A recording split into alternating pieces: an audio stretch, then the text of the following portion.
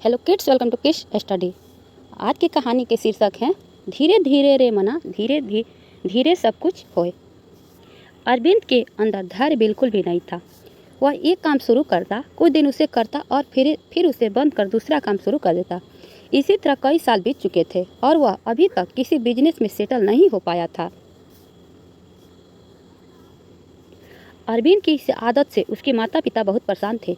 वे जब भी उससे कोई काम छोड़ने की वजह पूछते तो वह कोई न कोई कारण बता खुद को सही साबित करने की कोशिश करता। अब अरविंद के सुधरने की कोई उम्मीद नहीं दिख रही थी।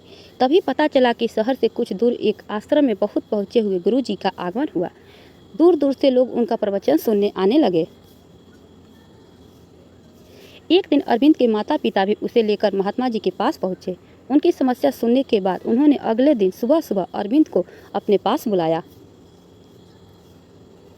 अरविंद को न चाहते हुए भी भोर में ही गुरुजी के पास जाना पड़ा।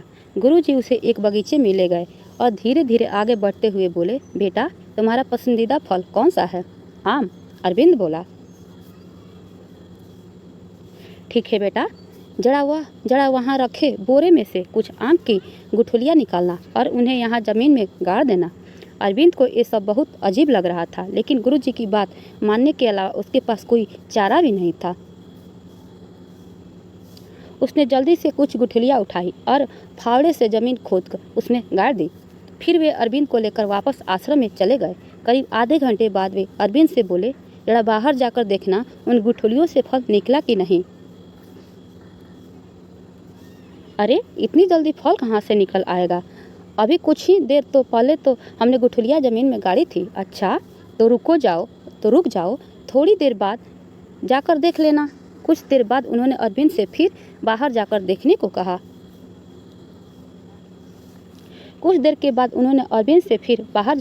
को कहा। अरविंद जानता था कि अभी कुछ भी नहीं हुआ होगा, पर फिर भी गुरुजी के कहने पर वह बगीचा में गया।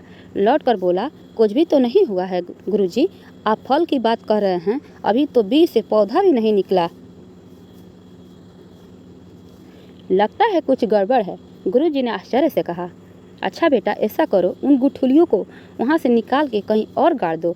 अरविंद को गुस्सा तो बहुत आया, लेकिन वह दांत पीसकर रह गया।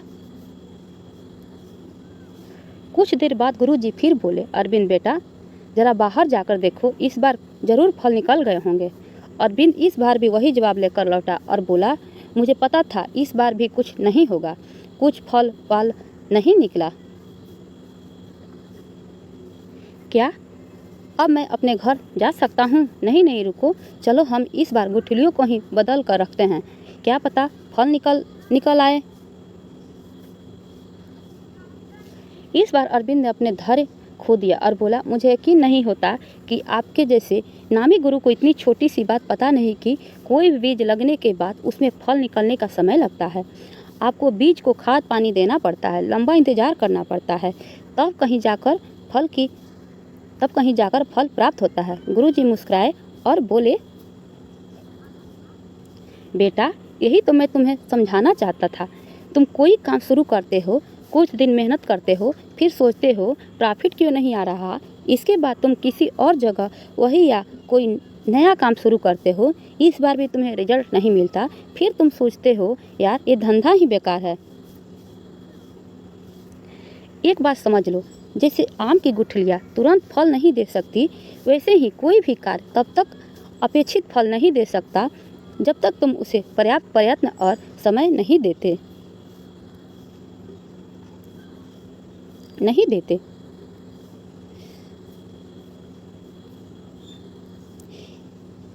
इसलिए इस बार अधीर हो आकर कोई काम बंद करने से पहले आम की इन गुठलियों के बारे में सोच लेना। कहीं ऐसा तो नहीं कि तुमने उसे पर्याप्त समय नहीं दिया। अरविंद की अपनी गलती समझ में आ चुका था। तेंदुलकर एक दिन में महान बल्लेबाज तेंदुलकर नहीं बना, वर्षों की मेहनत से सर्वश्रेष्ठ बल्लेबाज बना है। अरविंद ने भी मेहनत और धैर्य के बल पर जल्द ही एक नया व्यवसाय खड़ा किया और कामयाब व्यक्ति बना। प्लीज़ वीडियो पसंद आए तो वीडियो को लाइक करें, शेयर करें, सब्सक्राइब।